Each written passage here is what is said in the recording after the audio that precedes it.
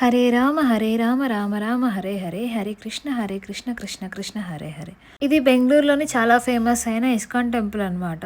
So ఇదైతే Mahalakshmi layout దగ్గర ఉంటుంది. మనకు మెట్రో స్టేషన్కి అందుబాటులోనే ఉంటుంది అనమాట. ఇది మెట్రో స్టేషన్ మహాలక్ష్మి లేఅవుట్ అని మెట్రో స్టేషన్ దగ్గర నుంచి దిగేసి కొద్దిగా నడుచుకొని వచ్చే వాకబుల్ డిస్టెన్స్లోనే ఉంటుంది.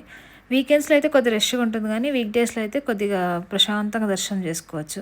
అది మనకి ఇక్కడ 2 ఆప్షన్స్ ఉంటాయి. డైరెక్ట్గా దర్శనం చేసుకోవచ్చు, లేదంటే ప్రతి స్టెప్కి వెళ్ళి ఇలా హరే రామ రామ రామ హరే హరే హరే కృష్ణ కృష్ణ కృష్ణ హరే హరే అని చెప్పి చదువుకుంటూ వెళ్తామన్నమాట దేవునితో. దాంతోపాటు మనం ఫస్ట్ వెళ్ళిన వెంటనే అది చదువుకొని ఫస్ట్ వెంకటరమణ స్వామిని దర్శించుకుంటాం.